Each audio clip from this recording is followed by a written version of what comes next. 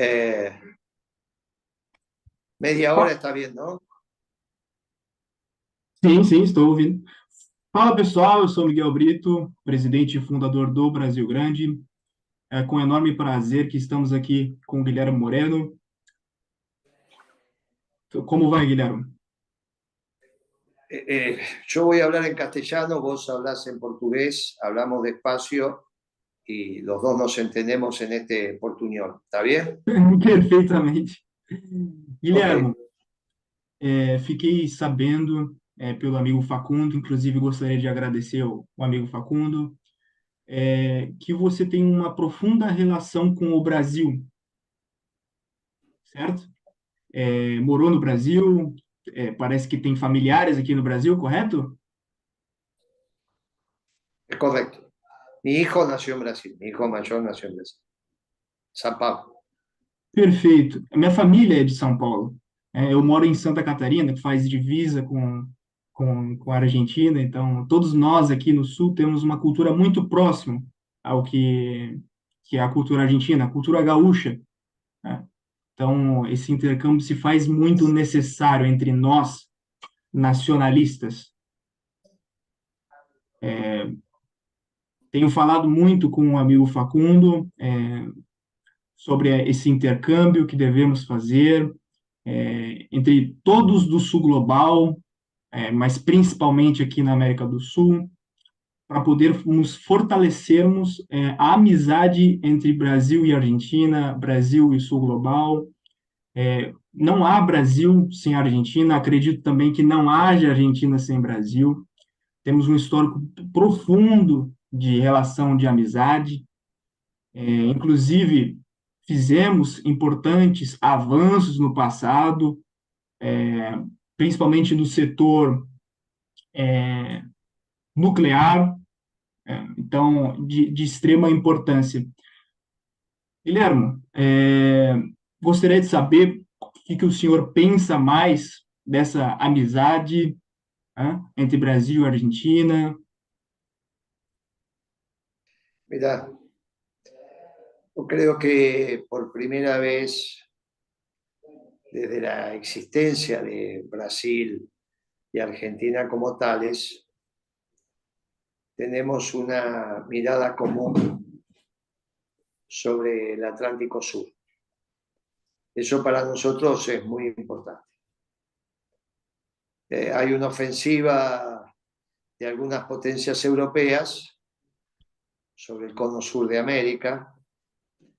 En el caso de Argentina, hace muchísimas décadas que tenemos la intrusión del Reino Unido en las Islas Malvinas, cosa que parecía un poco lejana para otros países.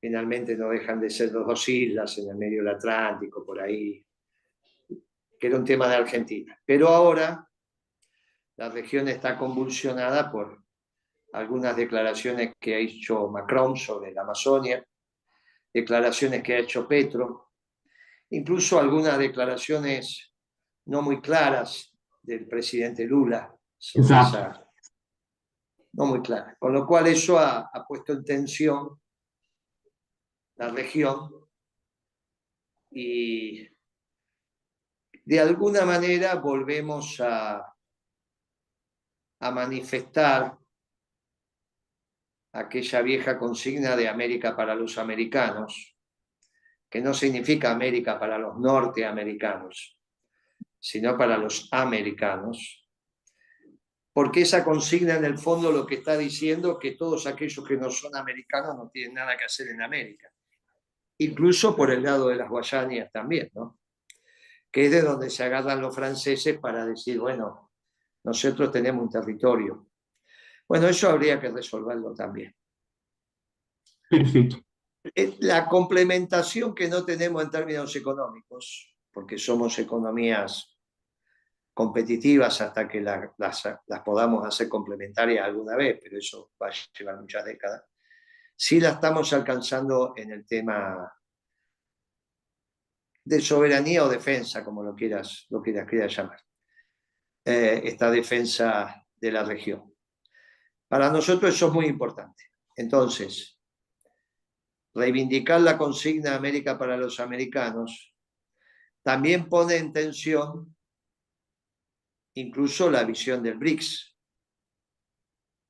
Porque en el BRICS, y esto hay que reflexionarlo, hay dos países que son del Commonwealth. Entonces tenemos un problema, Sudáfrica y la India. Que no es América, es otra visión geopolítica. Es China, es también la India, es Sudáfrica, es Rusia, no hay ninguna duda, pero no es la Rusia que uno hoy está viendo definiendo la medianera en Europa con respecto a los Estados Unidos sobre el territorio ucraniano. Esto obviamente hay que pensarlo, hay que reflexionarlo, a caballo de cuál va a ser la inserción de la región en el nuevo orden internacional. En la medida en que Brasil y Argentina tengan una visión común sobre el Atlántico Sur, eso allana muchos caminos, pero muchos caminos. Y eso lo estoy viendo en los últimos, digamos, los últimos meses del gobierno de Bolsonaro y en lo que va del gobierno de Lula. No han cambiado al menos esa visión del Atlántico Sur, que hoy presenta una clara hegemonía de Gran Bretaña, del Reino Unido, ¿no? Que creo que es su proyección desde Malvinas, su proyección a la Antártida. Por el otro lado, por el lado del Pacífico, ahí tenemos a Nueva Zelanda y tenemos a Australia, que son claramente también no solo parte del Commonwealth, sino un Commonwealth más intenso, ¿no? Bueno, Perfeito. claro, porque de los 56 países que integran el Commonwealth, algunos son, pero esos Australia y Nueva Zelanda son bien intensos, igual que Canadá, son bien intensos. Me parece que en esa visión nosotros nos vamos encontrando. Ahí están las debilidades de algunas concepciones políticas en la Argentina, pero que también se trasladan a algunos cuadros de las Fuerzas Armadas sobre el rol de China y la expectativa de China como equilibrando el poderío de la única superpotencia que quedó, que es Estados Unidos, lo cual a mí me parece que es más fantasía que otra cosa. La distancia, digamos, en términos militares, sobre todo en términos militares, es abismal entre China y Estados Unidos. Quizá achicaron bastante en términos económicos por ahora. Vamos a ver cómo evoluciona la economía china. Pero igual sigue habiendo un 50% de distancia o por ahí entre la economía china y la economía norteamericana en términos de PBI. O sea, tendrías que sumarle un 50% a la economía china para que se acerque a la norteamericana. Si no es un 50, puede ser un 42, un 45, de acuerdo a cómo hagan la medición, pero está claro que hay una distancia. Pero mucho más hay en términos militares, ¿no? El presupuesto de defensa debe ser 5 veces más el norteamericano con respecto a China. Pero bueno, creo que el nuevo orden internacional va a establecer claramente que no es el momento de China, al menos por las próximas décadas. Por lo tanto, si esto que decimos tenemos razón, nuestros problemas en la región se llaman Gran Bretaña y se llaman Francia. Y ese espacio de defensa mutuo me parece que es imprescindible. Y eso deviene de la visión común sobre el Atlántico Sur, que por primera vez lo tenemos. Así que yo en eso soy muy optimista de que vamos a seguir encontrando nuestras funcionalidades entre nuestras economías y nuestros pueblos e incluso nuestros aparatos de defensa si hacemos bien las cosas. Que ahí también hay que repensar el rol del Mercosur, ¿no? Pero cómo está planteado. Pero bueno, reorientar el Mercosur también a los aspectos de defensa y seguridad podría ser un tema interesante. Lo que no complementamos por el lado de la economía lo podemos complementar por el lado de defensa y seguridad. Entonces tienen el tema del narcotráfico, está llegando a la Argentina también, ese es un tema que hay que terminar en la región, ¿no? Sobre todo ese narcotráfico violento, eso de que las pandillas de narcotraficantes desafíen el monopolio del Estado en la utilización de la violencia, eso es una barbaridad que no se puede permitir. Eso no es difícil de terminar, no es simplemente la provisión de armamento y la logística vinculada al armamento de esas pandillas. Es como cualquier ejército, cuando lo dejas sin logística, no es nada, digamos, ¿no? Son muchachos que comen lombrices. Así que me parece que eso es muy sencillo. Obviamente que para eso tiene que haber un estricto control del tráfico de armamento de ida y vuelta, ¿no? El armamento que tiene que circular en la región tiene que ser un armamento perfectamente establecido entre las Fuerzas Armadas de ambos países, no que el armamento que fabrica la Argentina puede aparecer en Brasil y viceversa. Eso es una barbaridad. Bueno, es un tema sencillo de abordar. Después, obviamente, hay todo un tema de desarrollo en nuestros países que tenemos que resolver. Desarrollo econômico, né? Perfeito, Guilherme. Não sei se é de conhecimento seu, e em dado momento, a Inglaterra, o Reino Unido, roubou um pedaço do Brasil, no norte do Brasil, chamado Questão do Pirara. Então, nesse sentido, o Brasil também sofreu na mão do Reino Unido. E temos um grave problema a ser resolvido no norte da América do Sul, no norte do Brasil, que é a questão da Guiana Francesa, um território da França na América do Sul. Né? Uma nação imperialista que está muito próxima do Brasil, né? E o Macron e outros, né, europeus tentando ditar as regras sobre o Brasil, um país que preserva, que tem uma matriz energética verde, que tem pouca emissão, né, poluente, um exemplo para o mundo, mas mesmo assim eles querem falar contra o Brasil, contra a agenda econômica do Brasil e contra a agenda da Argentina, da Indonésia, do México, atentando contra a nossa soberania, contra a nossa economia. Isso é muito claro. Querem nos castrar de todas as formas, seja econômica, seja cultural. Temos um grave problema aqui no Brasil, e acredito que também aí na Argentina, que é a agenda woke, agenda identitária, uma agenda neoliberal, que cada dia mais cresce nos noticiários. Sí, yo sobre eso tengo una opinión distintiva. Yo creo que al contrario, está decreciendo, no está creciendo. La guerra en Ucrania terminó con la Agenda 2030. Creo que esto, lo que pasa es que en Europa la experiencia Meloni, que había arrancado con mucho entusiasmo, encararon una persona joven, demasiado joven para esa responsabilidad, terminó subsumida otra vez en la Comunidad Económica Europea.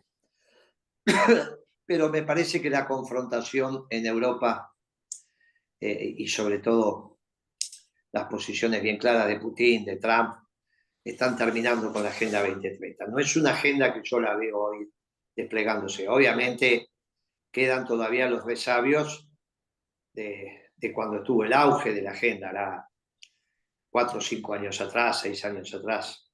Pero bueno, no la veo hoy como un hecho.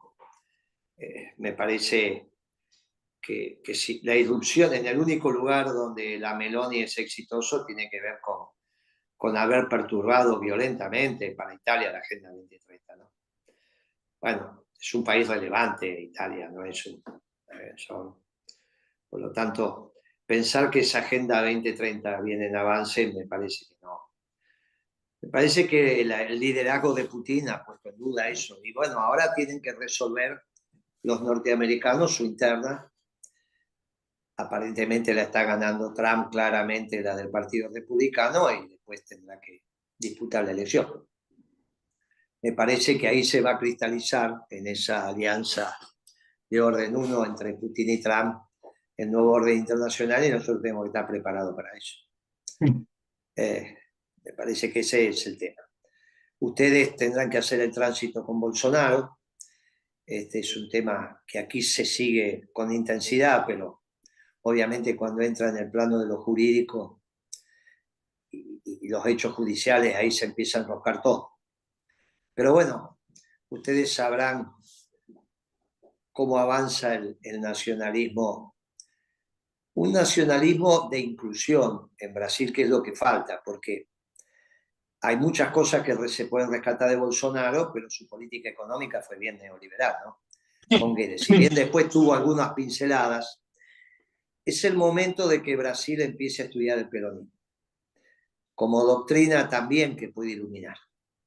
Llámenla de otra manera, pero me parece que tienen, no vamos a pedir que se llame peronismo, sería demasiada osadía, pero me parece que desde el nacionalismo de inclusión, no del nacionalismo xenófobo, del nacionalismo de inclusión, término con el cual se rompió desde la Argentina y creo que está abordando algunos pensadores a nivel nacional, internacional.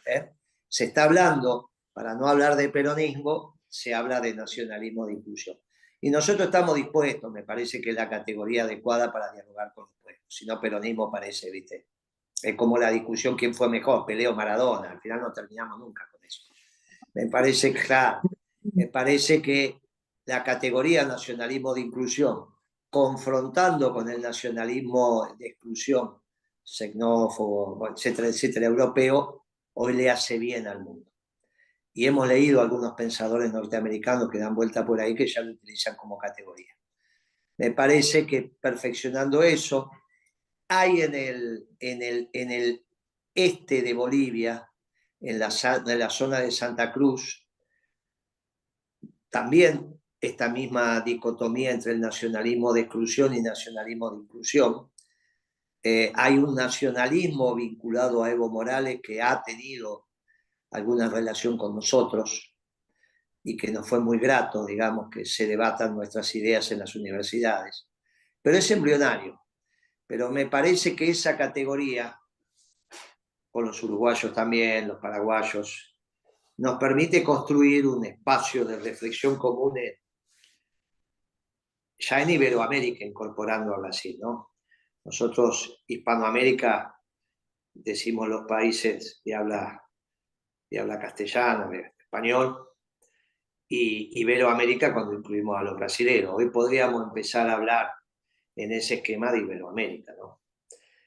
Y hay toda una corriente de pensamiento vinculado a los sectores de defensa brasileños que tienen contacto con nosotros también, ¿no? Que cada tanto hablamos. Pero bueno, ese pensamiento doctrinario se tiene que ir profundizando. Tanto Brasil como Argentina están intrusadas por las categorías europeas en los intelectuales orgánicos, ¿no? Eso deviene de la formación universitaria. Bueno, eso tenemos que ir cambiando. Nosotros estamos dando una cátedra, la primera cátedra de economía peronista, así que podríamos, en todo caso, pensar el aporte de la economía peronista a la construcción de una economía distinta, no una economía neoliberal ni socialdemócrata, ¿no? Que finalmente las dos son la escuela austríaca. Bueno, tenemos que ir transitando.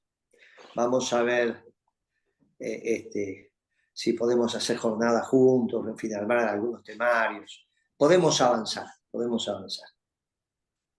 Concordo, concordo plenamente. Aqui no Brasil temos Getúlio Vargas, né? Grande expoente do nacionalismo brasileiro. Na Argentina, há Perón. Está tudo de acordo, o pensamento é muito próximo, nacional-desenvolvimentismo. Então, está tudo dentro do mesmo jogo. Aqui no Brasil, voltando ao papo da questão do estrangeirismo, da interferência nos nossos países, aqui no Brasil está acontecendo uma CPI das ONGs. É um problema latente. ONGs espalhadas pelo país inteiro mas principalmente na Amazônia. O que há hoje no Brasil, na Amazônia, na região norte, é como se fossem países dentro do Brasil. Tá? São reservas indígenas, onde o Estado não chega, mas as ONGs controlam, e a lei que impera são as leis privadas das ONGs, os interesses econômicos das ONGs. Então, há uma forte interferência na soberania do Brasil. E vejo, aqui do Brasil, algumas coisas nesse sentido também na Argentina, na questão de divisão. O que há na Argentina na questão da divisão? A gente tem um termo aqui no Brasil que chama balcanização. Balcanizar um país. Cortar como uma fatia de pizza o país. Sí, este es un tema que a nosotros nos preocupó mucho. Estuvimos con esas teorías, un partido importante que en el Unión Cívica Radical, su presidente llegó a hablar de alguna provincia e incluso alguna región libre, yéndose de la Argentina. Eso, decirle que no. Eso, esa situación siempre va. También son concepciones europeas, sobre todo inglesas, pero se está dando también fundamentalmente ahora en España, ¿no? Después del proceso de los Balcanes, con la Yugoslavia, bueno, nosotros somos de la España unida, en todo caso de Viva España, ¿no? De las comunidades. Se respetan las comunidades, pero no hasta con cierta autonomía, pero un solo pueblo y una sola bandera con distintas comunidades y un solo himno. Creo que ese tema lo hemos podido, por el momento, me parece por el momento, lo hemos logrado sacar de agenda. No es un tema que vemos en Brasil, vos lo estás manifestando, pero no es un tema que lo estemos viendo nosotros cuando analizamos Brasil. Sí, obviamente las reservas indígenas, distintas comunidades, pero eso es un problema de integración, de cómo generamos las relaciones de comunicación y se va a ir resolviendo con el desarrollo económico. No lo tengo como tema en Brasil, si bien siempre se habla de San Pablo y se habla de algunos lugares que pretenden, pero en Argentina estuvo presente y me parece que por el momento ese es un tema que salió de agenda, por el momento. Veremos ahora con la crisis económica si no vuelve, porque eso siempre viene a caballo de la crisis económica. No veo a Brasil en una crisis económica, no lo veo tampoco a Lula haciendo un extraordinario gobierno, pero no lo veo caminando a Brasil hacia una crisis económica en el corto plazo, con lo cual, en la medida en que la economía más o menos transita por senderos adecuados, las fuerzas centrípetas son más fuertes que las fuerzas centrífugas, ¿no? Que cuando viene la balcanización. Perfeito, perfeito. Vamos tratar do tema, um tema sensível, um tema complicado. Pelo menos aqui no Brasil é tratado dessa maneira. A economia argentina parece estar muito debilitada, muito indo de mal a pior. E não parece ser uma coisa que começou hoje. Estamos com Javier Milei liderando, ganhou as primárias, tem chances de se tornar presidente. Me parece uma situação muito complicada. Aqui no Brasil, fazem um paralelo entre Javier Milei e Bolsonaro. Na minha visão de brasileiro, e já conversei com vários outros brasileiros nacionalistas, analistas geopolíticos, econômicos, e dizem a mesma coisa. Javier Milei é pior do que Bolsonaro. No hay ninguna duda que es peor, pero no hay ninguna vinculación conceptual entre Bolsonaro y Javier Milei. Sim, mas a mídia brasileira fala isso todo dia. Bueno, tampoco la encontramos. Javier Milei es un revolucionario, Sim, hay que entenderlo como tal. Está iniciando una revolución en la Argentina y lo que hay que preparar siempre que hay una revolución es una contrarrevolución. El peronismo tiene que avanzar en esa dirección, que es lo que estamos planteando para unificar el peronismo. Y de alguna manera la gestión horrible de este gobierno socialdemócrata nos lleva a este desenlace en las elecciones y también genera la posibilidad del reencuentro del peronismo. Pero Javier Milei está planteando una revolución, no es simplemente un cambio de mando, y él lo tiene muy claro. Entre Lula y Bolsonaro, o entre Bolsonaro y el presidente anterior, no hubo ninguna revolución, fue dentro del sistema. sim. Acá se está planteando una revolución.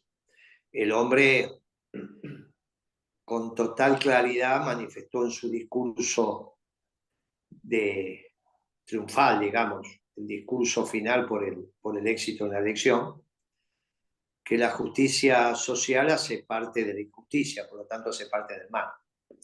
Y eso está cambiando de raíz las concepciones profundas del pueblo argentino. Ya no solo desde el peronismo, sino quizá antes el hecho de encontrar una sociedad más justa hacía parte del diseño de todos los partidos políticos, aunque después no lo hicieran. Nadie se atrevía a decir que la justicia social es injusta.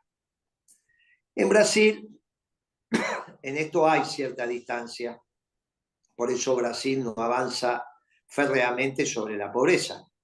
Desde que yo soy estudiante, que Brasil tiene 40% de pobres.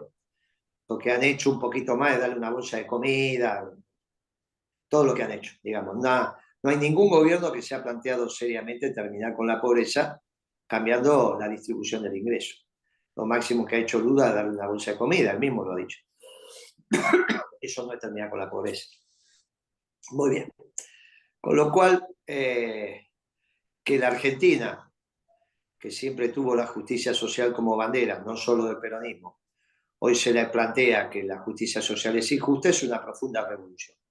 Si va a tener el acompañamiento de sus militantes para eso, tengo mis dudas. Tengo mis dudas. Pero es lo que está planteando el que hoy está teniendo una actitud muy destacada en el plano electoral y que puede llegar a ganar en primera vuelta. Puede llegar a ganar en primera vuelta. Hay encuestas que ya le están dando el 46%, con el 45% ya no precisa segunda vuelta. Perfeito, perfeito. Nós estamos aqui no Brasil falando ultimamente sobre a política que se instaurou no Brasil.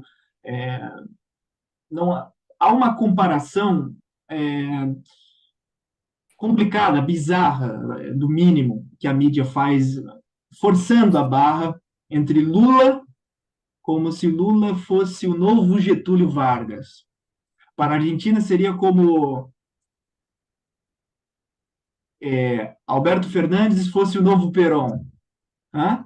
Então, uma questão muito complicada. As políticas são muito diferentes. Lula, a política econômica dele é Bolsa Família, neoindustrialização, neoindustrialização a partir de montadoras é, estrangeiras, não uma montadora brasileira nacional feita numa universidade a partir de estudos num chão fabril, né? Com brasileiros produzindo matéria própria, refinando aqui no Brasil, exportando para fora, atendendo o mercado interno. Então há essa diferença muito grande entre Lula e Getúlio Vargas.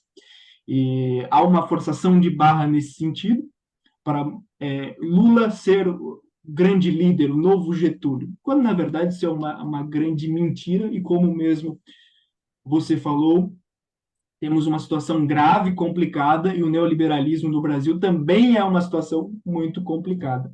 Não estamos uma situação tão complicada quanto a Argentina, mas muito complicada também. Lo que pasa que la conceptualización socialdemócrata es asignar a los países de Iberoamérica la visión de una Iberoamérica postindustrial. Pero eso es lo que se terminó en el mundo. El mundo ahora favorece el desarrollo de procesos industriales en aquellos países que tengan memoria industrial. Brasil es uno, Argentina es otro. Hoy el mundo necesita nuevamente de abastecimiento de cadenas cortas. En todo caso, discutiremos con Brasil los mercados de la región. Pero sí, el mundo favorece hoy el desarrollo industrial tanto en Argentina como en Brasil. Por eso el nuevo orden internacional es bien interesante para nuestra región. Después vendrá la competencia sobre productos. Ustedes tienen un mercado interno muy superior al argentino, nosotros tenemos unos recursos humanos mejor formados, siempre fue esta historia. Entonces, bueno, sobre eso podemos competir y ver qué es lo que pasa e incluso integrar algunos complejos industriales. Podemos integrar, ahí tenemos el Paraná, que es una vía bien interesante que arranca en el Mato Grosso, tenemos las rutas, tenemos las vinculaciones energéticas, sobre todo en el plano de la electricidad, no en el plano de la energía fósil, pero en el plano de la electricidad podemos tenerlo. Ustedes tienen una represa extraordinaria que es Itaipú, nosotros tenemos Yacyretá, Salto Grande, ahí hay toda una complementación en términos eléctricos que se puede hacer. Soy más reacio al tema energía fósil, pero me parece que lo podemos pensar. En fin, creo que hay todo un diseño de trabajo en común, sobre todo pensando que los ingleses en el próximo lustro van a tratar de dividir la Antártida, ¿no? Y sobre eso tenemos cosas para hacer, incluso en común, incluso en común. Así que me parece que hay, a diferencia de otros momentos, un futuro posible entre Argentina y Brasil.